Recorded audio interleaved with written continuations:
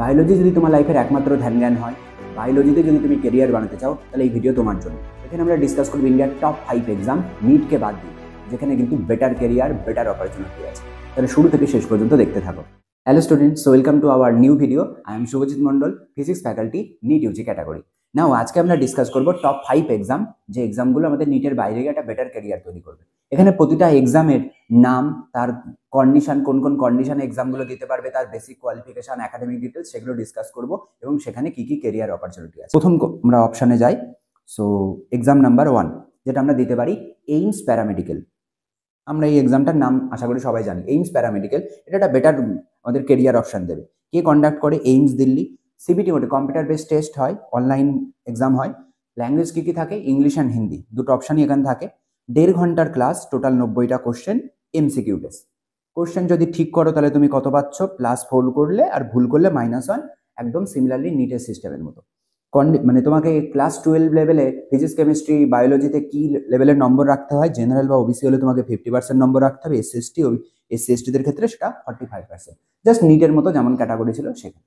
ওকে, তাহলে এখান থেকে কিন্তু আমরা একটা প্যারামেডিক্যাল লাইফ স্টার্ট করতে পারি এইমস প্যারামেডিক্যাল এক্সামের সাথে। নেক্সট এক্সাম যদি বলো, এটা আমার ফেভারিট এক্সাম ওয়েস্ট বেঙ্গলের জন্য specially. So JENPAS west বেঙ্গলে হয়, জানো, West Bengal joint entrance board এটা অর্গানাইজ করে। পেন পেপার মোডে এক্সাম হয়, দ্যাট মিনস ওএমআর সেটে পরীক্ষা দিতে হয়। এখানে দুটো পেপার থাকে, পেপার 1 অ্যান্ড পেপার 2। পরে আসছি ডিটেলসে পেপার 1 পেপার 2 ব্যাপারে। আমাদের এখানে অপশন কি কি? ইংলিশ অ্যান্ড বেঙ্গলিতে আমরা পরীক্ষা দিতে পারি। ওকে, প্রতিটা পেপার 1.5 ঘন্টা করে এক্সাম হয়। প্রতিটা পেপারে 100টা করে কোশ্চেন আছে, 115 নম্বর। ক্যাটাগরি নম্বরের ডিভিশনগুলো দুটো ক্যাটাগরিতে হয়। ক্যাটাগরি 1-এর মধ্যে থাকে প্রতিটা কোশ্চেন ঠিক করলে +1, ভুল করলে কত থাকছে? -0.25 করে। ক্যাটাগরি বিতে যদি তুমি প্রতিটা কোশ্চেন ঠিক করো, +2 করে পাবে, আর কোনো নেগেটিভ মার্কস নেই। এটা একটা স্পেশাল সুবিধা এখানে। ওকে, এখান থেকে আমি কোন কোন কেরিয়ার চয়েস করতে পারি? অবভিয়াসলি সব থেকে ইম্পর্টেন্ট যেটা, বিএসসি নার্সিং করতে পারি। আমরা এখান থেকে বিএমএলটি করতে পারি। সো ওটি টেকনিশিয়ান হতে পারি, অপটোমেট্রি নিয়ে পড়তে পারি, এটসেট্রা। এখানে প্রচুর অপশন আছে, 14টা এখানে আমি অপশন টোটাল করে রেখেছি একদম জেন পাসের অফিসিয়াল ওয়েবসাইট থেকে। তো এগুলো একবার করে তোমরা দেখে নিতে পারো।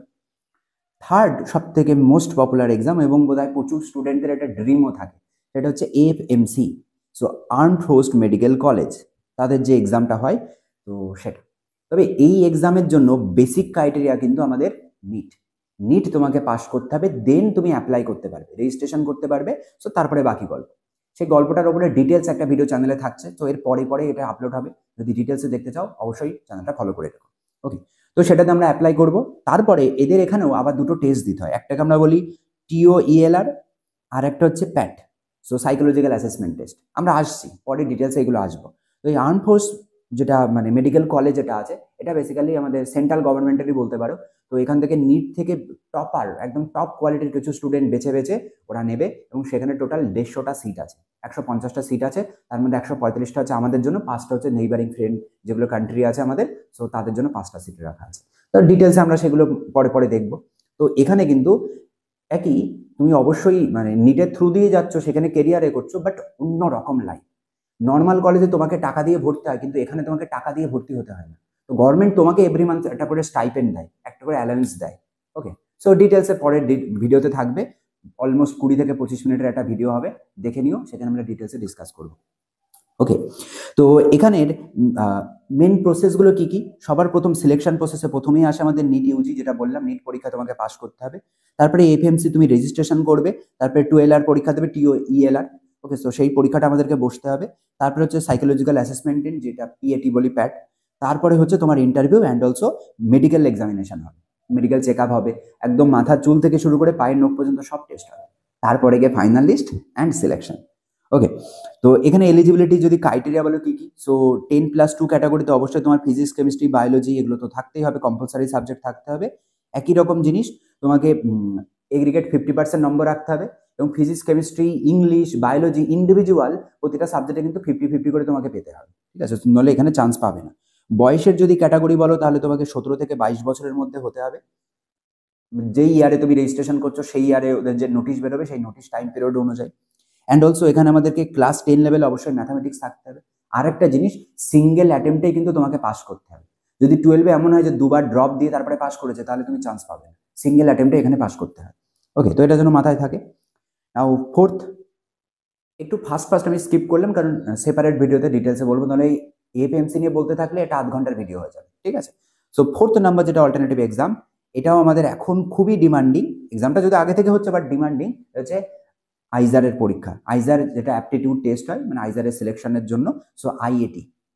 এই পরীক্ষাটা অ্যাকচুয়ালি ডিরেক্টলি রিলেটেড টু যে বায়োলজি এমনটা নয়, এখানে বায়োলজি ছাড়া অন্য অন্য সাবজেক্টও কিন্তু আছে। মানে তুমি চাইলে ফিজিক্সও কেরিয়ার বানাতে পারো, ম্যাথমেটিক্সও বানাতে পারো, বাট হ্যাঁ বায়োলজিক্যাল সায়েন্স বা লাইফ সায়েন্স সেখানে একটা পার্ট, সেখান থেকে আমাদের কেরিয়ার হতে পারে। Okay, so Indian Institute of Science Science and Science Education and Research এরা অর্গানাইজ করে। ওকে, সো আর পুরো এক্সামটা কোন মোডে হয়? CBT, computer based test. Language কী কী থাকে? English and Hindi. 3 ঘন্টার এক্সাম।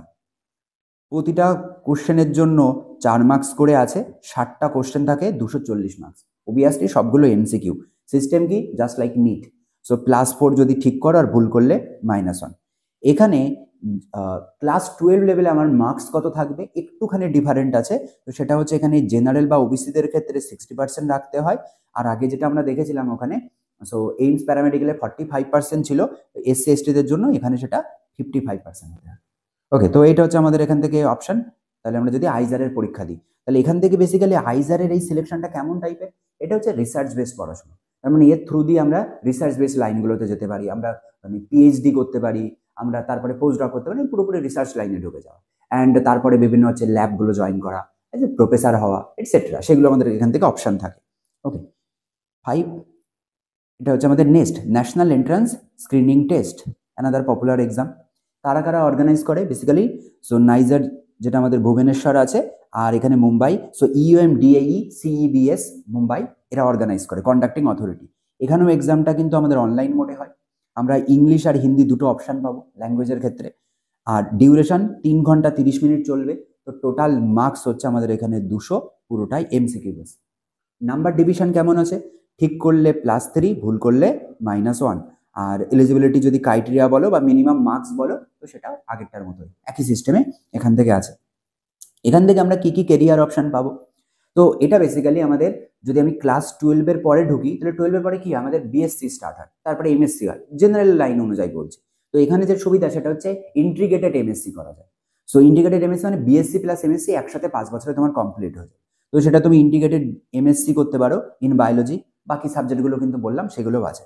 অ্যান্ড অলসো সেখান থেকে আমরা এমএস ইন মেডিকেল অ্যান্ড বাকি যে পিএইচডি, তারপরে এমএসসি আদার্স যে ডিগ্রিতে, তো সেগুলো তুমি সব পর এখান থেকে করতে পারবে, মানে যেমন তোমার চয়েস থাকবে আর কি। কেরিয়ার অপশন এখান থেকে আমি কি কি হতে পারবো? So research roles in academia, government and private institute, so positions in nuclear physics, space science, এটা তো বেসিক্যালি ফিজিক্সের চলে গেল। তার মানে বেসিক্যালি সায়েন্টিস্ট হওয়া, যেটা গভর্নমেন্টের বিভিন্ন আছে ল্যাবে হোক বা ক্যাটাগরিতে হোক বা বিভিন্ন পোস্টগুলোতে হোক, বা প্রাইভেট বিভিন্ন ল্যাপটপগুলো জয়েন করো, তো তুমি সেই লাইনে শিফট করতে পারবে এখান থেকে। ওকে, এছাড়া আমাদের বোনাস আর একটা এক্সাম, নাম্বার 6, সেটা হচ্ছে সিইউইটি। এটা প্রচণ্ড পপুলার এখন। এই এক্সামটার একটা স্পেশালিটি হচ্ছে অনলি ক্লাস 12-এর সিলেবাসের হয়, মানে 11-এর সিলেবাসের উপরে এই এক্সামটা হয় না, শুধু 12-এর সিলেবাস থাকে। তো অনেকটা ইজি সেই কারণে। বাকি এক্সামগুলো সব তো 11-12 মিলে হয়, এখানে শুধু 12-এর উপরে পরীক্ষা দিচ্ছ, দ্যাটস অনেক ইজিলি তুমি পরীক্ষাটা মানে ক্র্যাক করতে পারবে, কম পড়তে হয় সেই তুলনায়। ওকে, তো এটা কে কন্ডাক্ট করে? আমাদের এনটিএ, ন্যাশনাল টেস্টিং এজেন্সি, যেটা আমাদের নিট অর্গানাইজ করছে। অনলাইন মোডেই এক্সাম হবে। এখানে টোটাল 13টা ল্যাঙ্গুয়েজে আমাদের কোশ্চেন থাকে। সো সেখানে বেঙ্গলি আছে, ইংলিশ আছে, হিন্দি আছে, বাকি বিভিন্ন রকমের রিজনাল ল্যাঙ্গুয়েজও এখানে আছে। ওকে, সো এখানে এক্সামের ক্ষেত্রে 3টে টাইপের এক্সাম আমরা দেখতে পাবো। তো ল্যাঙ্গুয়েজ টেস্ট যেটা দিতে হয়, তারপরে ডোমেইন, মানে তুমি কোন সাবজেক্টের উপরে, তুমি যদি বায়োলজির উপরে করতে চাও তাহলে তোমার বায়োলজির উপরে পরীক্ষা দিতে হবে সেটা। আর একটা জেনারেল টেস্ট আছে। 3 রকমের টেস্ট। তো 3 রকমের টেস্ট কি সবাইকে দেওয়া কম্পালসারি? না, সবাইকে দিতে হবে নট নেসেসারি। সেটা তোমার চয়েস অনুযায়ী, তুমি কোন ইউনিভার্সিটিতে যেতে চাইছো সেখানে সেই সাবজেক্ট নিয়ে পড়াশোনা করতে গেলে কোন কোন এক্সামের নম্বরেরা কাউন্ট করবে সেটা দেখে তোমাকে চয়েস করতে হবে। লাইক আমি যদি বেনারস হিন্দু ইউনিভার্সিটিতে যাই, সেখানে মনে করো আমি ওশিয়ান সায়েন্স বা আর্থ সায়েন্স বা এভিয়েশন টেকনোলজি, ডিআরই সায়েন্স, প্রচুর জিনিস আছে। তো এইগুলো নিয়ে ধরো আমি পড়াশোনা করতে চাই, তাহলে আমাকে জানতে হবে যে ওখানে এভিয়েশন টেকনোলজি নিয়ে পড়াশোনা করতে গেলে সো কোন কোন কন্ডিশন মেনটেন করতে হয়, মানে তারা কোন কোন মার্কস দেখে, ল্যাঙ্গুয়েজটা কি তারা দেখে, না তারা হচ্ছে জেনারেল টেস্ট দেখে, না অনলি ডোমেন, দ্যাট মিনস আমি কোন সাবজেক্ট নিয়ে কন্টিনিউ করছি সেটা দেখে। তাহলে তার বেসিসে মানে আমাকে এক্সাম দিতে হবে। সব থেকে বেস্ট হচ্ছে 3টে এক্সামই দেওয়া, যাতে যে কোনো ইউনিভার্সিটির জন্য আমি এলিজেবল হয়ে যাই। যে কোনো ইউনিভার্সিটি মানে কোন ইউনিভার্সিটিগুলো সিইউটি থ্রুতে যাওয়া যায়, বিভিন্ন যে সেন্ট্রাল ইউনিভার্সিটিগুলো আছে বা ডিমড ইউনিভার্সিটিগুলো আছে, তো সেইগুলোতে যাওয়া যায়। সেন্ট্রাল ইউনিভার্সিটি হরিয়ানা, তারপরে হচ্ছে আমাদের সিস্টার নিবেদিতা আছে, তারপরে আমরা তো বললাম বেনারস হিন্দু ইউনিভার্সিটি, বিএইচইউ, এগুলো তো আছে, এটসেট্রা প্রচুর আছে এখানে। ঠিক আছে, এখানে এক্সাম অবশ্যই এমসিকিউ বেস এক্সাম হয়। বাই দ্য ওয়ে, আমরা ডিটেলসে সিইউটির ওপরেও আমরা ডিটেলসে ভিডিও বানাবো। তো মার্কিং স্কিম কেমন আছে, ঠিক করলে +5, ভুল করলে সো -1, এইরকম সেট আপ আছে। মিনিমাম ক্রাইটেরিয়া একই, সেই 50% আর 45%। ডান। এছাড়াও যদি তুমি বলো, আরও আমাদের দুটো পপুলার এক্সাম আছে। একটা হচ্ছে এমএনএস, যেটা হচ্ছে মিলিটারি নার্সিং সার্ভিস। তো এটা ওই এএফএমসির ওইটার মতোই, ওরম থ্রু দিয়ে হয়, স্পেশালি ফর নার্সিং। আর এটা হচ্ছে আইপিইউ সিএটি, এটা হচ্ছে Indraprastha university common entrance test. তো এই দুটোও কিন্তু আমাদের মানে বায়োলজিক্যাল যদি লাইন আমরা কন্টিনিউ করতে চাই, এক্সামের থ্রু দিয়ে যেতে চাই, তাহলে আমরা ইজিলি করতে পারি। এবার তো এখানে একটা সাধারণ প্রশ্ন আসতেই পারে যে স্যার আপনি এখানে অনেকগুলো এক্সাম বললেন যেগুলো তো বেসিক্যালি বিএসসি এমএসসি লাইন, তো সেটা তো আমি যে কোনো কলেজেই পড়তে পারি। হ্যাঁ অবশ্যই, যে কোনো কলেজে তুমি পড়তেই পারো, বাট যে কোনো একটা আতিপাতি কলেজ থেকে বিএসসি বা এমএসসি করা আর টপ র্যাঙ্কিং ইউনিভার্সিটি থেকে বিএসসি বা এমএসসি করার মধ্যে হিউজ ডিফারেন্স। মানে তুমি যদি একটা নর্মাল কলেজে বিএসসি স্টার্ট করো, তুমি সেই পড়ার মোটিভেশন পাবে না, সেই গোল সেটটা কখনোই হবে না যে তুমি বেটার জায়গায় এমএসসি করবে পরে, মোটিভেশনটাই নষ্ট হয়ে যায়। ওইখানে যদি বিএসসি করতেই হয় তাহলে টপ র্যাঙ্কিং জায়গা থেকে করো, এক্সামগুলো দাও, দিয়ে বেটার জায়গায় অপরচুনিটি নিয়ে। ওকে, সো দ্যাটস ওয়াই আমি স্পেশালি এই এক্সামগুলো নিয়ে ডিসকাস করলাম। তো এইগুলো মাথায় রাখো এবং সেই অনুযায়ী পড়তে থাকো। আর এখানে যতগুলো এক্সাম বললাম, প্রতিটা এক্সামের উপরে আমি সেপারেট ভিডিও রাখবো, তার ডিটেলস অ্যানালিসিসের উপরে। তো সেইগুলো যদি ফলো করতে হয়, তাহলে মানে পরপর স্টেপ বাই স্টেপ দেখতে হয়, তাহলে অবশ্যই সাবস্ক্রাইব করে রাখো। সো ফটাফট এভরিডে আমরা ভিডিও রাখবো এই ডিটেলস ডিসকাশনের উপর। আর তোমাদের যদি পার্সোনালি কোনো ইনকোয়ারি থাকে, তাহলে অবশ্যই সেটা কমেন্ট করে জানাও। সো সেটার উপরেও আমরা ভিডিও বানিয়ে দেবো বা সেই ইনকোয়ারিগুলো সলভ করে দেবো। ঠিক আছে, চলো টাটা।